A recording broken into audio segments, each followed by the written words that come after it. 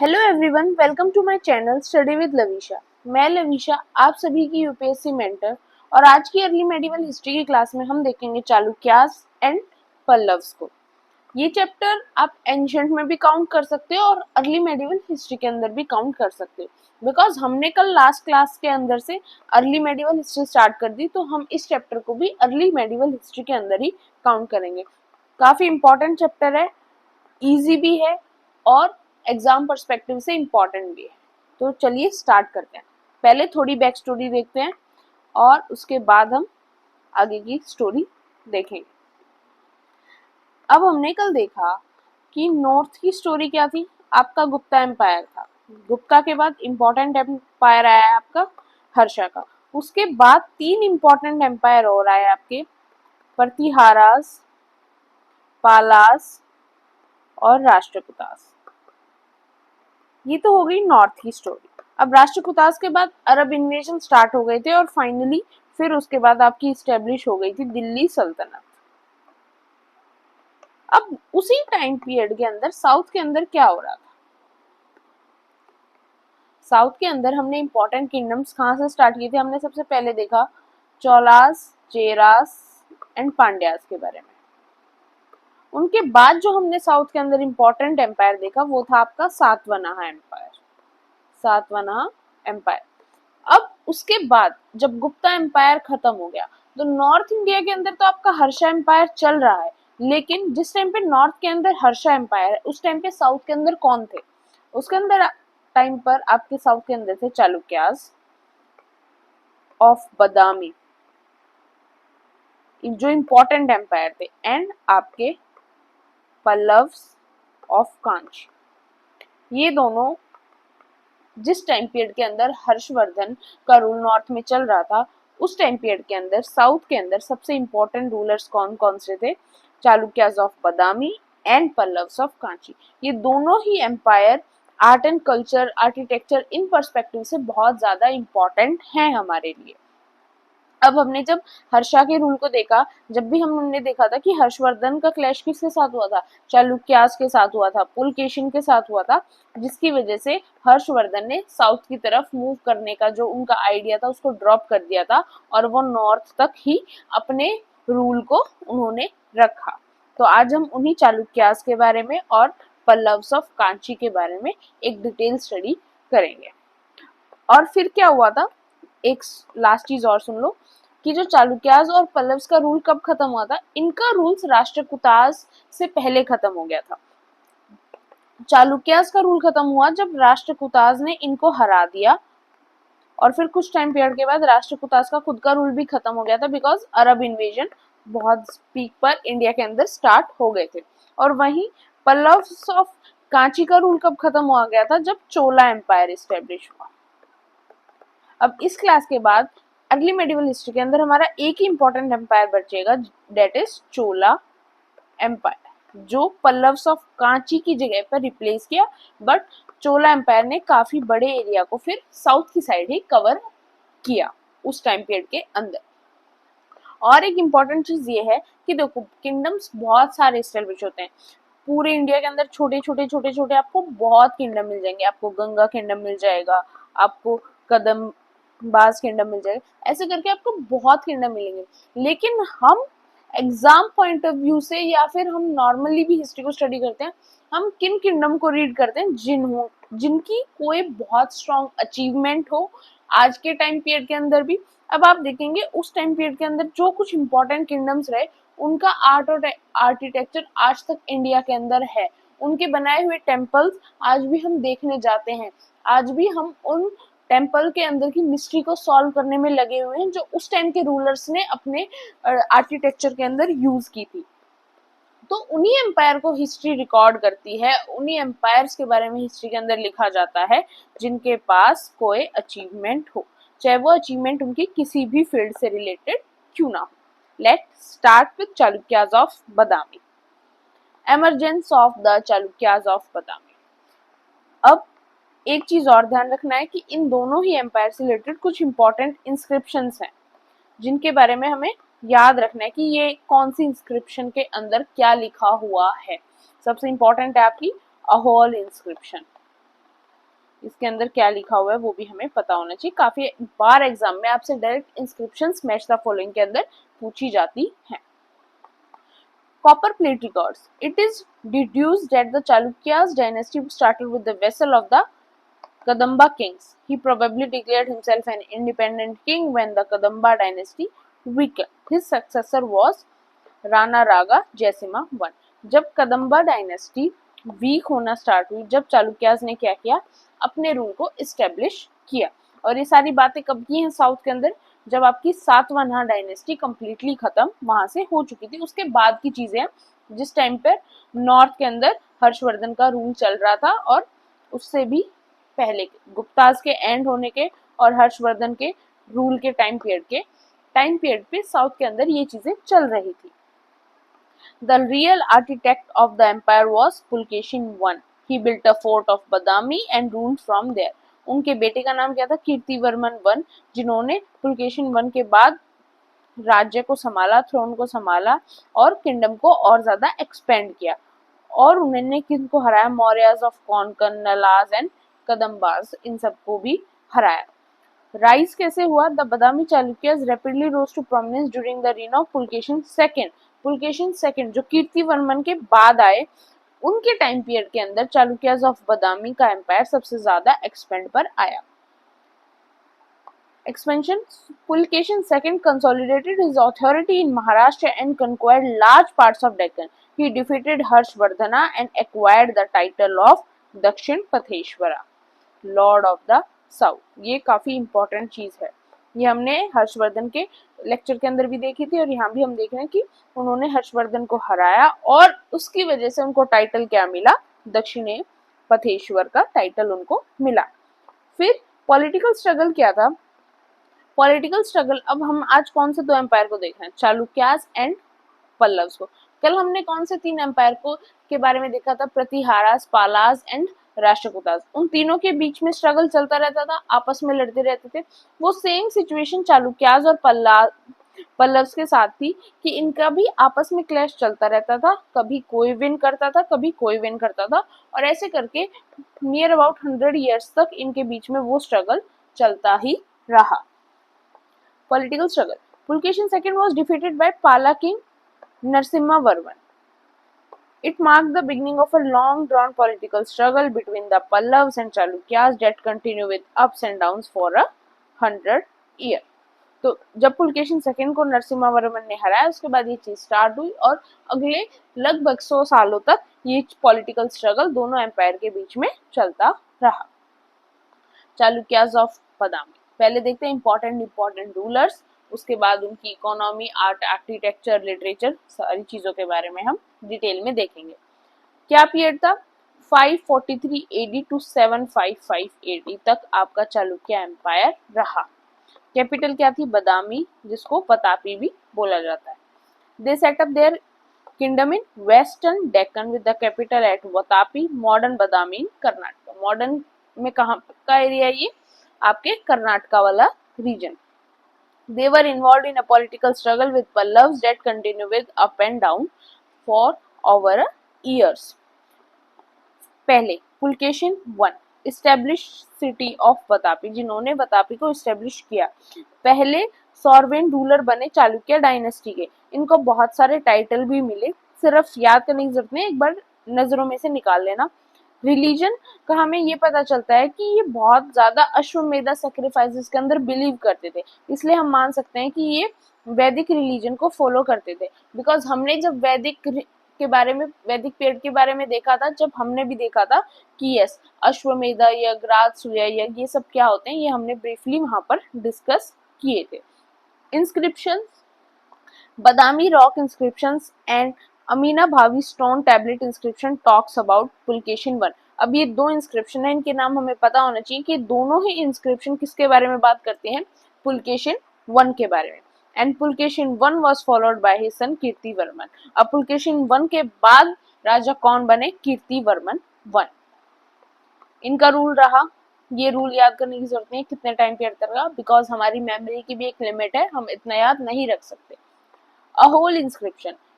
It states that Kirtivarman was the night of doom for the Nalas, Mauryas of Konkan and the Kadambas. ये एक negative sense में होता है कि वो कीर्तिवर्मन जो थे वो इन एम्पायर्स के लिए एक थ्रेट की तरह थे। Conquest of Konkan brought the vital port, अब जो कीर्तिवर्मन थे उन्होंने कॉन्कन एरिया का कंक्वेस्ट किया, जिसकी वजह से जो गोवा का पोर्ट था वो भी उनके अंडर आ गया, जिसकी वजह से उनके एम्पायर को काफी ज्यादा हेल्प मिली ग्रो होने में। जहां तक इंस्क्रिप्शन की बात की जाए, Godachi copper plate inscription talks about Kirtivarman 1, ये आपको पता होना चाहिए, और कुछ पता ना हो ऊपर वाला ये पता होना चाहिए। Pulkeshin II, one of the most important ruler of Chalukyas of Badami. The kingdom rapidly rose to prominence during his reign. इनको भी कुछ टाइटल्स मिले, याद रखने की जरूरत नहीं है बिकॉज याद नहीं हो सकता इतना, बस ये महाराजा धीराजा तो इजी है और आपको याद रखने की जरूरत नहीं है। Pulkeshin subjugation of the Vishnu Kundins, allies of the Pallavas, brought him into conflict with the Pallavas. अब इस रीजन की वजह से ये पल्लव्स के साथ कॉन्फ्लिक्ट के अंदर आए। फिर क्या हुआ, बैटल ऑफ पुल्लालोर कब हुआ, 618 to 19 तक। ही defeated and killed the Pallava king Mahendra Varman 1। पहले क्या हुआ, पहले वॉर के अंदर कौन जीते, ये जीते, और इन्होंने क्या किया, पल्लवा किंग जो महेंद्र वर्मन 1 थे उनको हरा दिया। इनके बारे में हम आगे देखेंगे। Aihole inscription, he defeated Harshavardhana in AD 630। मैंने आपको पहले ही बताया था कि Aihole inscription one of the important inscription है हमारी हिस्ट्री की। उसके अंदर क्या लिखा हुआ है, उसके अंदर सबसे इम्पोर्टेंट ये चीज लिखी हुई है कि जो आपके पुलकेशिन सेकंड थे उन्होंने 630 AD के अंदर हर्षवर्धन को हराया। जो हमने हर्षवर्धन वाले लेक्चर में देखा था कि वो नर्मदा के पास आए और उन्हें पुलकेशिन सेकंड मिले, उस उनके साथ उनका आमना सामना हुआ और उनको वापस नॉर्थ की तरफ सेटल रहना पड़ा। तो वो जो कन्फ्लिक्ट था, वो जो वॉर था इन दोनों के बीच में, वो कहाँ नोटेड है, आपके अहोल इंस्क्रिप्शन के अंदर। और उसी वजह से इनको टाइटल मिला था पुलकेशिन सेकंड को दक्षिण पथेश्वर का, लॉर्ड ऑफ द साउथ। और एक इंपॉर्टेंट चीज इनके बारे में क्या है, हुयांग त्सांग। आपने देखा था कि ये नाम हमने कहाँ देखा था, ये एक चाइनीज पिलग्रिम थे और ये कहाँ पर आए थे, किसके कोर्ट में आए थे, हर्षा के कोर्ट में आए थे, ये हमने देखा था। इन्होंने पुलकेशिन के किंगडम के बारे में क्या बोला, मोहलाचा providing evidence of Pulakeshin success against Harsha. इन्होंने चीजें लिखी उनके अंदर, अब इन्होंने हर्षा एम्पायर से रिलेटेड काफी कुछ लिखा और उसी के अंदर इन्होंने ये भी मेंशन किया, ऐसे एविडेंसेस दिए जिससे हमें आज के टाइम पे, प्रेजेंट टाइम पे पता चल पाए कि यस, उस टाइम पीरियड के अंदर हर्षवर्धन को पुलकेशिन सेकंड ने हराया था। Battle of Vatapi AD 642। अब एक बैटल यहाँ पर बैटल ऑफ पुलालूर हुआ था जिसके अंदर पुलकेशिन सेकंड जीत गए थे और उन्होंने पल्लव्स को हरा दिया था, महेंद्र वर्मन 1 को हरा दिया था। अब चीजें तो कभी ना कभी आपके साथ रिवर्स भी हो सकती हैं। अब बैटल ऑफ वतापी जब 642 के अंदर हुआ, उसके अंदर क्या हुआ, he was defeated and killed by the Pallava king Narasimha Varman. अब इनकी डेथ हो गई। अजंता केव, a painting depicts the Sasanian ambassador in his court. He maintained good relation with the Sasanian Empire, which later led to the influx of Zoroastrian during the rise of Islam. अब आपकी जो अजंता केव 1 है उसके अंदर उसकी painting ये चीज depict करती है कि पुलकेशिन सेकंड के जो ससानियन एम्पायर थे उसके साथ बहुत इंपॉर्टेंट, बहुत अच्छे गुड रिलेशन थे। अब ससानियन एम्पायर क्या है, ये भी एक सेंट्रल एशिया का एम्पायर है और ऐसा माना जाता है कि ये लास्ट इरानियन इन्वेजन था, ये लास्ट इरानियन एम्पायर था जो किससे पहले, इस्लाम की इंडिया के अंदर शुरुआत होने से पहले, इस्लाम रूल की इंडिया के अंदर शुरुआत होने से पहले ये लास्ट इरानियन एम्पायर था। Religion, Lohaner and Pimpalner copper plate inscription attest that he was Vaishnavite. अब ये दो इंस्क्रिप्शन हैं, इनसे हमें क्या पता चला कि पुलकेशिन सेकंड क्या थे, वैष्णवाइट थे, यानी वो विष्णु के भक्त थे, वो विष्णु को फॉलो करते थे, वैष्णविज्म को फॉलो करते थे। एंड रिलीजियस टॉलरेंस की बात करें तो वो शैविज्म के लिए और बुद्धिज्म के लिए, इन दोनों के लिए टॉलरेंट थे, उनको ना बुद्धिज्म से दिक्कत थी और ना शैविज्म से दिक्कत थी। अब एक चीज है, हिंदुज्म में होते होते ऐसा नहीं हो सकता, आप अगर विष्णु के भक्त हैं तो आपको शिव से प्रॉब्लम होगी। आप भक्त हो सकते हैं विष्णु के, पर आपको शिव से प्रॉब्लम नहीं हो सकती, बिकॉज एट लास्ट दोनों माना तो यही जाता है ना कि भगवान एक ही है। तो वो सेम चीज है कि वो खुद वैष्णवाइट थे लेकिन उनको शैविज्म से प्रॉब्लम नहीं थी और बुद्धिज्म से भी उनको प्रॉब्लम नहीं थी। अब उनका कंट्रीब्यूशन आर्ट, आर्किटेक्चर और लिटरेचर में क्या क्या रहा। Several of his inscriptions begin with salutation to Vishnu and bear seals with emblems that feature Varaha and incarnation of Vishnu। एक उनकी इंस्क्रिप्शन से काफी चीजें विष्णु से रिलेटेड मिलती थी, विष्णु को प्रणाम करके उनकी चीजें स्टार्ट होती थी, वो तो हम पता लगा सकते हैं because he was an Vaishnavite। The construction of Shaivite shrines, now called the Upper Shivalaya, the Lower Shivalaya and Malagiti Shivalaya, starting during his reign, and the Meguti Jain temple at Ahol was also built during his reign by Ravi Kirti, who composed the Ahol inscription engraved on the wall of this temple। अब जो हमने अहोल inscription देखा जिसके अंदर battle के बारे में दिया हुआ है related to Harshavardhana and Pulakeshin second, उसको कंपोज किसने किया था? रवि कीर्ति ने कंपोज किया था। रवि कीर्ति उन्हीं के कोर्ट में के अंदर थे, पुलकेशिन सेकंड के कोर्ट के अंदर प्रेजेंट थे और उन्होंने ही अहोल इंस्क्रिप्शन को कंपोज किया था। और रवि कीर्ति ने ही मेगुती जैन टेम्पल की स्थापना भी अहोल के अंदर की थी because he was an Jain, he was belong from Jainism. The Ahol Prashasti inscription, composed by Pulkeshin's court poet Ravi Kirti, records the construction of Jinendra temple by Ravi Kirti and lists Pulkeshin's military achievements। अब ये same इन्हीं की अहोल प्रशस्ति inscription के अंदर जो इनके रवि कीर्ति ने ही कंपोज किया, उसके अंदर और क्या लिखा हुआ है कि जो जिनेंद्र टेम्पल है उसको भी कंस्ट्रक्शन रवि कीर्ति ने ही कराया और साथ में ही पुलकेशिन की जो मिलिट्री की अचीवमेंट है वो भी वहां पर लिखी हुई है, उस इंस्क्रिप्शन पर लिखी हुई है। लास्ट कौन थे आपके? Vikramaditya one. After the death of Pulakeshin second he restored order in the fractured kingdom and made the Pallavas retreat from the capital Vatapi. इन्होंने थोड़ा बहुत कहीं ना कहीं किंगडम की कंडीशन को दोबारा से अच्छा किया पुलकेशिन सेकंड की डेथ के बाद।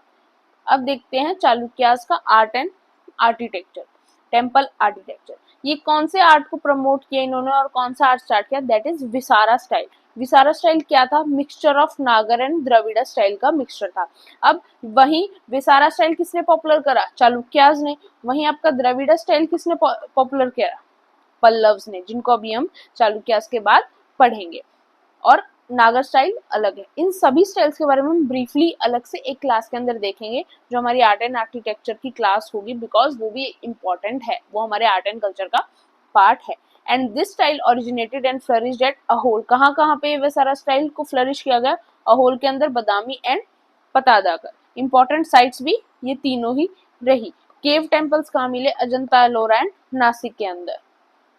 अब पता कल के अंदर क्या थी? 10 टेम्पल्स बने built in the 7th and 8th century के अंदर। जनरली किससे डेडिकेटेड थे? शिवा को डेडिकेटेड थे।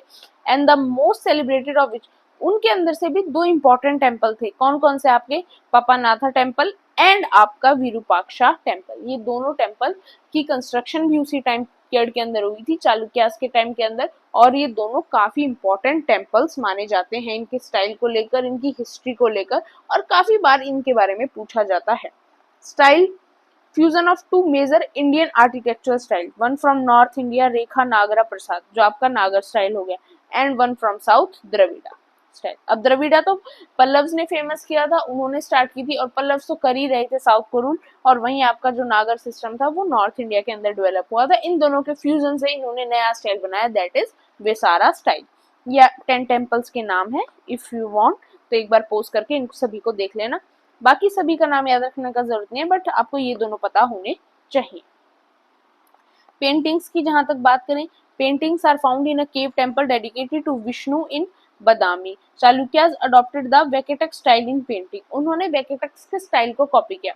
अब वेकेटक्स भी क्या था? एक एम्पायर था आपका, लेकिन हमने इसको डिस्कस नहीं किया बिकॉज ये इतना इंपॉर्टेंट हमारे लिए हिस्ट्री पॉइंट ऑफ व्यू से नहीं था। बट वेकेटक्स कौन से टाइम पीरियड के अंदर था ये मैं अभी आपको बता देती हूँ। जिस टाइम पे आपके गुप्ता एम्पायर था उसी टाइम पर आपके नीचे मध्य प्रदेश से थोड़ा सा नीचे वेकेटक्स का रूल था। और अगर हमें आपको याद हो, हमने जब गुप्ता एम्पायर को रीड किया तो हमने उसके अंदर देखा था जो चंद्रगुप्ता सेकंड थे, चंद्रगुप्ता सेकंड थे, उन्होंने अपनी बेटी प्रभावती गुप्ता की जो शादी थी वो कहाँ की थी? वेकेटक किंग के साथ की थी और उनकी फिर डेथ हो गई थी, इसलिए प्रभावती गुप्ता को वहां की जो क्वीन है वो भी बनना पड़ा था, और प्रभावती गुप्ता ने वैकेटक डायनेस्टी को रूल भी किया था। Many of the paintings are of incarnation of Vishnu. काफी पेंटिंग्स किससे रिलेटेड थी? विष्णु के अवतार से रिलेटेड थी। And the most popular Chalukya painting is the palace build by king Mangalesan 597 to 609, and it is the scene of the ball being watched by members of the royal family and others. अब चालुक्य के literature की बात करें, वो कौन कौन सी languages को use करते थे? Sanskrit, Kannada and Prakrit. A whole inscription by Ravi Kirti. Sanskrit inscription at Meguti Jain temple in Aihole. ये इंस्क्रिप्शन भी किस में लिखी हुई है? संस्कृत के अंदर लिखी हुई है। Language Chalukya use Sanskrit in pillar inscriptions such as Aihole and Mahakutam. तो हमें यहाँ पे लैंग्वेज भी पता चल गई कि रवि कीर्ति ने कौन सी लैंग्वेज के अंदर अहोल इंस्क्रिप्शन को लिखा था? संस्कृत के अंदर लिखा था। Badami inscription. It mentioned Kannada as the local Prakrit, meaning the people's language, and Sanskrit as the language of culture. अब बदामी इंस्क्रिप्शन के अंदर क्या दे रखे? जो कन्नड़ थी वो एक लोकल प्राकृत लैंग्वेज थी लोगों के बीच की, और वहीं जो संस्कृत थी वो एक कल्चर की लैंग्वेज थी। Saptavataram, a grammar work authored by the chieftain of Pulakeshin second in Sanskrit. Tripadi क्या था? During this period the Tripadi form of poetry existed. One of the poems in the inscription of Kape Aryabhatta of Badami is in Tripadi form. अब आपको सारी चीजें याद रखने की जरूरत नहीं, बस आपको ये चीजें पता होनी चाहिए कौन कौन सी लैंग्वेजेस थी चालुक्यास के टाइम पीरियड पे, और complete detail of a whole inscription, और कुछ और इम्पोर्टेंट इंस्क्रिप्शन जो हमने अभी पीछे डिस्कस की वो। Kaumudi Mahotsav, it was written by Pulakeshin second daughter in law Vijjika, a poetess. अब बात करते हैं एडमिनिस्ट्रेशन चालुक्यास के टाइम पीरियड के अंदर कैसा था। वो सेम था, पैट्रिलिनियल सिस्टम को फॉलो किया जाता था। राजा एडमिनिस्ट्रेशन के हेड होते थे, उनके नीचे उनके मिनिस्टर्स होते थे, और ऐसा माना जाता है कि मोस्ट ऑफ द जो चालुक्य किंग्स थे वो वेलफेयर ऑफ द पीपल के लिए काम करते थे। काउंसिल ऑफ मिनिस्टर्स होते थे, एक मिनिस्टर का ग्रुप होता था जो हर डिसीजन के लिए किंग को एडवाइस करता था। किंग उनके एडवाइस को सुनते थे और काफी केसेस में मानते थे, और अगर ना भी माने तो ऐसे कोई बाइंड वाला सिस्टम तो नहीं था। एक वर्ड था महामत्य, जो किसके लिए यूज किया जाता था? प्राइम मिनिस्टर के लिए यूज किया जाता था चालुक्यास किंगडम के अंदर। अब किंगडम की डिवीजन कैसी थी? जो किंगडम था वो डिस्ट्रिक्ट्स के अंदर डिवाइडेड था। ऐसा नहीं था कि हाँ पहले किंग है फिर प्रोविंसेस हैं फिर डिस्ट्रिक्ट है, जो हमने कल वाले एम्पायर्स के अंदर देखा था। नहीं, इसमें डायरेक्ट ये था किंग है, किंग के मिनिस्टर्स हैं, फिर उसके बाद एम्पायर को डिस्ट्रिक्ट्स के अंदर डिवाइडेड किया हुआ है। डिस्ट्रिक्ट्स को विषय बोला जाता था। फिर उसके बाद जो विलेज की ऑटोनॉमी थी वो चालुक्यास के अंदर अपसेट थी। इनमें विलेज हेडमैन वगैरह चालुक्या किंगडम के अंदर एम्पायर के अंदर नहीं बनाए जाते थे। और जहां तक कि मैरीटाइम पावर की बात करी जाए तो चालुक्यास बहुत अच्छे थे। इवन जो पुलकेशिन सेकंड थे उनके पास कितनी 100 शिप्स थी अंडर हिज कंट्रोल, और उनके पास एक स्मॉल स्टैंडिंग आर्मी भी थी। अब सोसाइटी और रिलीजन की बात करी जाए चालुक्यास के टाइम पीरियड पे, तो हम ऐसा कह सकते हैं कि चालुक्यास के टाइम पीरियड के अंदर जो आपका हिंदू कल्चर है वो काफी टाइम के बाद बहुत ज्यादा इनहेंस हुआ। वहीं जो बुद्धिज्म है उसका थोड़ा सा डिक्लाइन हमें देखने को मिला। जो जैनिज्म था वो ना ही डिक्लाइन हुआ ना ही वो बहुत ज्यादा इंक्रीज हुआ। उसके डिक्लाइन ना होने का सबसे मेजर रीजन क्या था? रवि कीर्ति। बिकॉज रवि कीर्ति जैन थे तो उन्होंने उस चीज को डिक्लाइन भी नहीं होने दिया, और उन्होंने जैनिज्म के लिए अपने बिहाफ पर काम किए। वुमेन्स को सोसाइटी के अंदर रिस्पेक्ट दी जाती थी, और वैष्णविज्म शैविज्म ये काफी ज्यादा किंग्स इनको फॉलो करने लगे थे, और हिंदू कल्चर और स्पिरिचुअलिटी का एक बहुत अच्छा रिवाइवल हमें उस टाइम पीरियड के अंदर देखने को मिला था। अब अगर इकोनॉमी देखी जाए चालुक्यास के टाइम पीरियड पे, तो वही लैंड से आपको इनकम आती थी, लिमिटेड ट्रेड एंड कॉमर्स था, ट्रेडिंग एक्टिविटीज भी थी, काफी चलती रहती थी, ज्यादा नहीं थी, डिक्लाइनिंग फेज पर ही था ट्रेड एंड कॉमर्स, बट थोड़ा बहुत था। और वहीं एक चीज और हमारे सामने है कि चालुक्यास के टाइम पे जो प्लंडरिंग की सिचुएशन थी वो काफी ज्यादा फेमस थी। बिकॉज इकोनॉमी जो चालुक्यास की थी वो काफी पुअर स्टेट में चल रही थी, इसलिए वो दूसरे राज्यों में जाके प्लंडर वाले काम भी वहां पर वो करते थे, जिसकी वजह से काफी डिस्टरबेंस भी क्रिएट होती थी। अब चालुक्यास का डिक्लाइन कैसे हो गया? पहले तो पुलकेशिन सेकंड की जब डेथ हुई उससे भी चालुक्यास को काफी इफेक्ट पहुंचा, उनकी जो कंडीशन थी वो वीक होना स्टार्ट हुई। और फिर उसके बाद क्या हुआ, चालुक्यास का राष्ट्रकूटास के साथ क्लैश हुआ, और उस क्लैश की वजह से क्या हुआ कि पहले भी क्लैश हुआ था कीर्तिवर्मन के टाइम पे। अब कीर्तिवर्मन एक आपने वन देखे थे, वन के टाइम पीरियड के अंदर चालुक्यास से रिलेटेड कुछ नहीं हुआ, मतलब सॉरी राष्ट्रकूटास से रिलेटेड कोई क्लैश चालुक्यास का नहीं हुआ। लेकिन फिर बाद में अब हमने सिर्फ इम्पोर्टेंट रूलर्स को देखा, लेकिन बाद में विक्रमादित्य के बाद कौन आए, कीर्तिवर्मन सेकंड आए। अब कीर्तिवर्मन सेकंड का जो टाइम पीरियड था उसके अंदर क्या हुआ था, राष्ट्रकूटास के जो डांटी डुर्गा हमने देखा था, जो फाउंडर थे राष्ट्रकूटा एम्पायर के, उन्होंने उनको फाइनल ब्लो दिया और कीर्तिवर्मन सेकंड को बहुत बुरी तरह हरा दिया, जिसके बाद राष्ट्रकूटास ने चालुक्यास के रूल को भी रिप्लेस कर दिया। बिकॉज राष्ट्रकूटास ने काफी जगह पे एक्सपेंशन चाहा था, प्रतिहारा से भी उन्होंने क्लैश किया, पालास से भी किया, लेकिन वहां उनका स्ट्रगल चलता ही रहा तीनों एम्पायर का। बट चालुक्यास के साथ तो वो क्लैश में आए और चीजें वहीं की वहीं सॉर्ट हो गई, चालुक्य एम्पायर खत्म हो गया और चालुक्यास को राष्ट्रकूटास ने रिप्लेस किया 750 सीई के अराउंड। तो ये थी सारी डिटेल हो गई ऑलमोस्ट चालुक्यास के बारे में, इससे बाहर तो चालुक्यास के बारे में आपको कोई और डिटेल नहीं मिलेगी। Let's come to Pallavas of Kanchi. Simha Vishnu defeated Kalabhras and inaugurated the rule of imperial Pallavas. ये पहले रूलर थे जिनसे पल्लव एम्पायर की स्टार्टिंग हुई।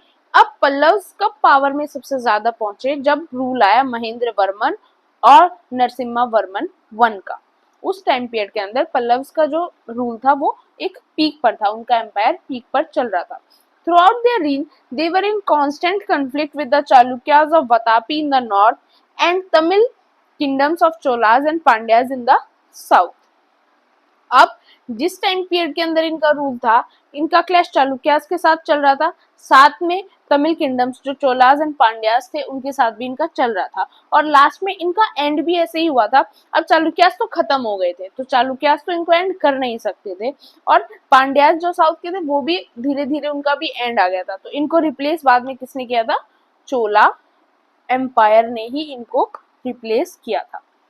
रीजन कौन सा था, The Pallavas established their authority over South Andhra Pradesh and North Tamil Nadu with the capital at Kanchi. Kanchi under them become an important temple town and a center of trade and commerce. कि जब कांची इनके rule में आया उसके बाद से कांची एक बहुत इंपॉर्टेंट टेम्पल टाउन भी बना और एक सेंटर भी बना, किसका, ट्रेड एंड कॉमर्स का। Pallavas of Kanchi rulers and there contribution. Period क्या रहा इनका, 575 to 897 AD तक। कैपिटल क्या रही, कांची रही। Pallavas are noted for their patronage of Hindu temple architecture. Hindu temple architecture के अंदर पल्लव्स का बहुत इंपॉर्टेंट रोल रहा है, और हमें आर्किटेक्चर के उसके अंदर इनको बहुत ब्रीफली करना है। तो जब हम आर्ट एंड कल्चर की क्लासेस भी हमारी करेंगे उसके अंदर भी हम इनका जो कंट्रीब्यूशन रहा उसको बहुत ब्रीफली डिस्कस करेंगे। Simha Vishnu, the real founder of the Pallava dynasty, rise, defeating Khalabars, inaugurated the rule of imperial Pallavas. इनको हराकर इसने रूल को स्टार्ट किया। रॉयल टाइटल मिले इन्हें, Avanisimha, lion of the earth जैसे, और भैरवी जो थे वो इनके कोर्ट पोइट थे। इन्होंने क्या लिखा, कीर्तन अर्जुन ने लिखा, dual between Shiva and arjuna. ये सारी चीजें आपको याद रखने की जरूरत नहीं, एक बार नजरें मार लेना for understanding. Main important ruler start होते हैं आपके यहाँ से, जिनको पल्लव्स के अंदर महेंद्र वर्मन वन, जिन्होंने चालुक्य किंग पुलकेशन सेकंड को डिफीटेड हिम, मतलब इनको हरा दिया था। He was a versatile genius, he had many titles, Vichitrachitta, Gunabhara, Chettakari, Chitrakarapuli etcetera. He wrote Matta Vilasa Prahasana, a satire in Sanskrit. अब नरसिम्हा वर्मन, और फिर उसके बाद है आपके नरसिम्हा वर्मन सेकंड। पहले भी रूलर्स का ऐसा ही होता था कि मतलब अगर कोई और नया नाम नहीं मिलता तो 1 2 3 कर लेते थे। आज के टाइम पीरियड के अंदर ऐसा नहीं होता, बट आज के टाइम पीरियड के अंदर भी ऐसा होता तो काफी कंफ्यूजन क्रिएट हो जाती, बट उस टाइम पीरियड के अंदर ये चीज काफी ज्यादा नॉर्मल थी। अब बदला यहाँ पर लेना ही था। नरसिम्हा वर्मन ने क्या किया, पुलकेशिन सेकंड को बिल्कुल ही हरा दिया और उनकी डेथ यहाँ पर हो गई थी इस वाले वॉर के अंदर। देन कैप्चर्ड बदामी, इन्होंने फिर कैप्चर्ड किया बदामी को और अज्यूम किया कौन से टाइटल को, वतापी कोंडा को, and then took the title of Mamalla and founder city of Mamallapuram. And जो हुसैन तैयब जो हर्षा के कोर्ट के अंदर थे, उन्होंने भी कांची को उस टाइम, बिकॉज अब ये देखो जो ये तसांग थे, इन्होंने 15 ईयर्स इंडिया के अंदर स्पेंड किए, तो इन्होंने पूरे इंडिया को बहुत अच्छी तरह एक्सप्लोर किया उस टाइम पीरियड के अंदर, और जहां जहां पर इनको जो चीजें इंटरेस्टिंग लगी वो इन्होंने अपने अकाउंट्स के अंदर मेंशन की। तो यही मेंशन है that he was visited Kanchi during his reign. Narasimhavarman के टाइम पीरियड के अंदर ही हुमायूं कांची के अंदर विजिट करने आए थे। नरसिम्हा वर्मन सेकेंड 700 to 728 सी। इनके बाद के रूलर्स इतने इंपॉर्टेंट नहीं हैं जिनके बारे में हमें जानना जरूरी है एग्जाम के लिए भी और वैसे भी। Also known as Rajasimha, his rule is marked by peace and prosperity, constructed temple like shore temple Mahabalipuram and Kailasanatha temple at Kanchi. ये दोनों काफी इंपॉर्टेंट टेम्पल हैं, आज तक भी इंडिया के अंदर काफी इंपॉर्टेंट टेम्पल है, यूनेस्को हेरिटेज साइट के अंदर भी काउंट होते हैं और हमारे आर्ट एंड आर्किटेक्चर के परस्पेक्टिव से भी काफी इंपॉर्टेंट हैं। संस्कृत स्कॉलर डंडिन लिव्ड इन इस कोर्ट एंड इन्होंने चाइना के अंदर एम्बेसडर्स को भी भेजा। Art and architecture under Pallavas of Kanchi. Dravidian style, अभी हमने जो पीछे भी बात की थी that rock cut architecture laid the foundation for the Dravidian style of architecture in South India. The Pallavas are credited with the introduction of this style. विसारा कौन हो गया, चालुक्याज हो गया, द्रविडियन स्टाइल कहाँ हो गया, पल्लव्स हो गया। अब आपका बचता है एक और जो हमने नागारा स्टाइल को देखा था। अब ये कमेंट सेक्शन में आप बताओ कि इसकी स्टार्टिंग, नागारा स्टाइल की स्टार्टिंग कहाँ से हुई थी। नॉर्थ की साइड हुई थी, बट कौन से रूलर या कौन से एम्पायर के टाइम पीरियड के अंदर उसकी स्टार्टिंग हुई थी। ऑल्दो हम इसको बाद की क्लास में डिस्कस करेंगे, बट अभी के लिए आप इस चीज को कमेंट सेक्शन के अंदर मेंशन करें। Evolution, Pallava architecture progressively evolved from rock cut temples to monolithic ruts, and finally it gave way to structural temples. The evolution of Pallava architecture can be divided into 4 different stages. 4 different stages: Mahendra style, फिर Mamala style, फिर Rajasima style, and then Nandivarman style.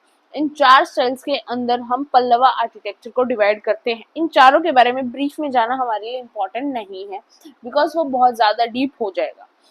Influence of Pallava architecture. It influenced Southeast Asian temple architecture. ये इनके Pallava architecture का influence था कि पल्लव्स ने जो architecture को फॉलो किया, जो उनका स्टाइल था, उसने पूरे साउथ ईस्ट एशियन टेम्पल के आर्किटेक्चर को इन्फ्लुएंस किया और पूरे साउथ ईस्ट एशियन टेम्पल के अंदर जो फिर कंस्ट्रक्शन हुई उनके अंदर पल्लव्स के आर्किटेक्चर को ध्यान में रखा गया और उन आइडियाज को, उन चीजों को यूज किया गया। अब मेजर टेम्पल कौन से आते हैं, आपका शौर्य टेम्पल महाबलीपुरम का temple. Architecture creation that were initiated by king Narasimha Varman second, called 7 pagoda by Marco Polo and European travellers और जिसमें से मार्को पोलो आपके one of the important foreigner traveller रहे हैं। उन्होंने क्या बोला, 7 पगोडास, किसको, शौर्य टेम्पल को। ये एक यूनेस्को की वर्ल्ड हेरिटेज साइट के अंदर भी हम काउंट इनको करते हैं। तो एक ये काफी इंपॉर्टेंट कंस्ट्रक्शन रही जो किस टाइम पीरियड के अंदर हुई, पल्लवास के टाइम पीरियड के अंदर। दूसरा आपका Kailashnath temple, it was build by Narasimha Varman second shortly after the construction of Shaurya temple. Kailashnath temple is more extensive in dimension as compared to the Shaurya temple. It is situated in a rectangular courtyard surrounded by a peristyle composed non-continuous series of cell-resembling ruts. It is the biggest sandstone temple in the world. ये important है। And the foundation of this temple is made of granite. इस temple की foundation कैसे है, किससे है, granite से है। ये भी हमारा इंडिया के टेम्पल आर्किटेक्चर के अंदर काफी बड़ा एग्जाम्पल है और आज भी लोग इसको देखने जाते हैं और काफी ब्यूटीफुल है। अगर आपको भी कभी मौका मिले तो आपको भी दोनों टेम्पल विजिट करने चाहिए। Vaikuntha Perumal Temple. It is the biggest sandstone temple built in the post-Rajasima period. It was built by Parameshwara Varman alias Nandivarman II and is dedicated to Vishnu. तो ये कुछ इंपॉर्टेंट टेम्पल्स हैं जिनकी construction Pallavas के time period के अंदर हुई, पल्लवास के रूलर्स ने कराई। Arts under Pallavas of Kanchi. उनके टाइम पीरियड के अंदर फाइन आर्ट भी काफी पैट्रोनाइज्ड हुआ। The Kudumiyanmalai and the Thirumayam music inscription show their interest in music. Music instruments कौन कौन से रहे, यही रजी, mridangam, murasu were some of the musical instrument. Both Mahendra Varman one and Narasimha Varman I were music experts at that time. The temple sculptures of Pallava period reveal that the art of dance was also popular in those days, and the paintings at Chittanavasal illustrate the nature of Pallava painting. And the last is Mahendra Varman was known as Chitrakupuli in fine art. जो paintings थी उनके अंदर उनको ऐसा बोला गया। अब आता है लिटरेचर। पल्लव्स ऑफ कांची के अंडर लिटरेचर का नेचर कैसा था। जो लिटरेचर था वो रिलीजियस भी काफी था और सेकुलर भी था, बट मेनली जितना लिटरेचर था वो आपका रिलीजियस ही था। लैंग्वेज संस्कृत और तमिल, इन दोनों के अंदर उस टाइम पीरियड के अंदर लिटरेचर को फ्लरिश किया गया। अब कांचीपुरम एक इम्पॉर्टेंट सेंटर बना किसका, संस्कृत लर्निंग का। मयूर सरमन जो फाउंडर थे कदम्बा डायनेस्टी के, उन्होंने क्या किया, studied the Vedas at Kanchipuram. उन्होंने वेदास की स्टडी कहाँ की, कांचीपुरम के अंदर ही की। The Alvar and Nayanmar, the devotional composition enriched the Bhakti and Tamil literature because these were written in Tamil expressing the philosophy of Bhakti। तो ये दोनों थे, इन्होंने भी जो लिटरेचर लिखा किस में लिखा, तमिल के अंदर लिखा। जो भक्ति मूवमेंट था, जो भक्ति थी, उसको किसके अंदर फ्लरिश किया, तमिल लैंग्वेज के अंदर बहुत ज्यादा फ्लरिश किया। Nalarya Divya Prabandham, the most significant work of the Vaishnavite son, it consisted of 4,000 Tamil verses and was written by 12 alvars। जो अलवर्स थे वो किससे रिलेटेड थे, वैष्णविज्म से, जो विष्णु को फॉलो करते थे, और नैनमार किससे रिलेटेड थे, जो शैविज्म को फॉलो करते थे।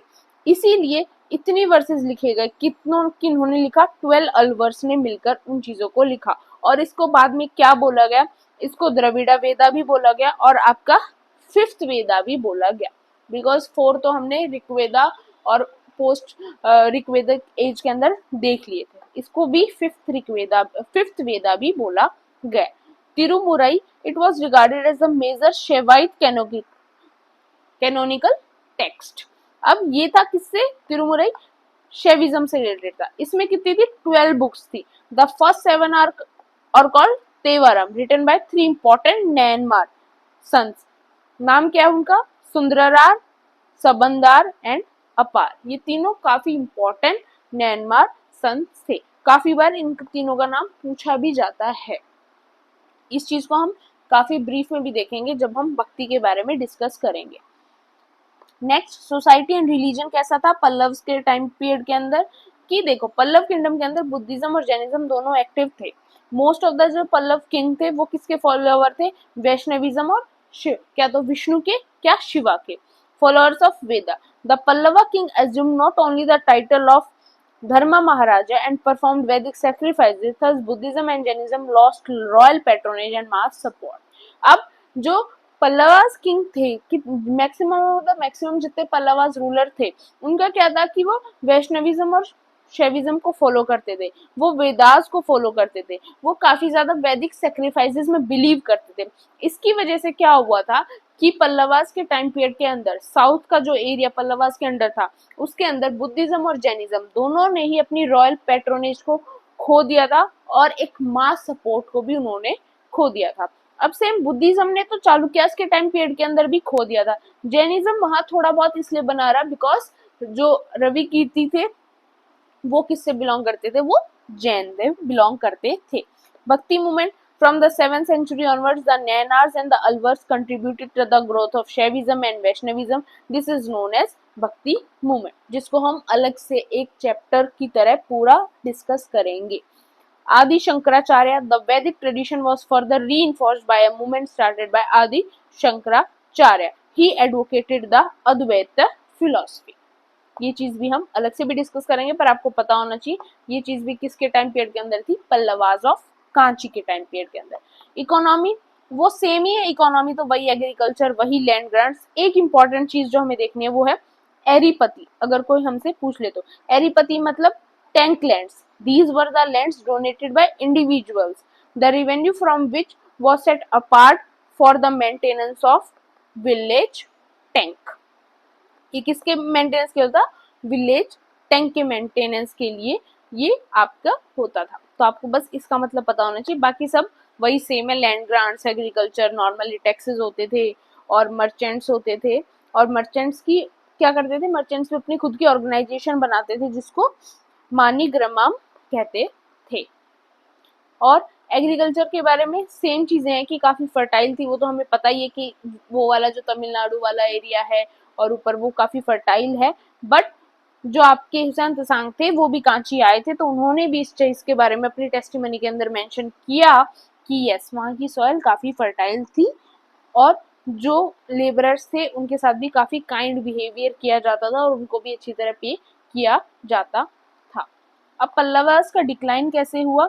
After Narasimhavarman the Pallava dynasty started to decline. The Chalukya army invaded the Pallava kingdom and plunder the capital Kanchipuram. ये तो हमने देखा था कि चालुक्यास का जो टाइम पीरियड था उनके अंदर उनकी जो इकोनॉमी थी वो स्ट्रांग नहीं चल रही थी, उनके पास इकोनॉमी कंडीशन उनकी अच्छी नहीं थी, तो उन्होंने क्या स्टार्ट किया था? प्लंडरिंग स्टार्ट की थी। अब उन्होंने प्लंडरिंग स्टार्ट की तो उन्होंने पल्लवा किंगडम के अंदर भी प्लंडरिंग करी और कांचीपुरम को के अंदर प्लंडर किया। Their continuous war with Chalukyas and Pandyas make them weak. अब पल्लवास के एक साइड वॉर चल रहे थे आपके चालुक्यास ऑफ बदामी के साथ, दूसरी साइड वॉर किसके साथ चल रहे थे? पांड्यास ऑफ मदुरई, पांड्यास ऑफ मदुरई के साथ। With the defeat of Aparajita Varman the last king of the Pallava dynasty the Chola king by the Chola king the Pallava decline. अब लास्ट में क्या हुआ? जब चोला किंग ने उनके साथ फाइट किया और जो उनके लास्ट रूलर थे अपराजिता वर्मन, वो चोला किंग से हार गए, वहां पर पल्लवा डायनेस्टी का एंड हो गया। और उसके बाद अब आपका साउथ के अंदर एक इंपॉर्टेंट किंगडम बसता है, चोला किंगडम, जिसके बाद हम डायरेक्ट मूव करेंगे कहाँ पर? आपके अरब इन्वेजन, जिसमें आपका मोहम्मद गौरी और मोहम्मद गजनविद, गजनविद जो एम्पायर था उसने क्या किया इंडिया के अंदर, एंड देन फिर आपकी दिल्ली सल्तनत, जो आपका मेडिवल हिस्ट्री का पोर्शन है वहां पर। अगर वीडियो अच्छी लगी हो डू सब्सक्राइब माय चैनल, अच्छी नहीं भी लगी हो then also subscribe my channel.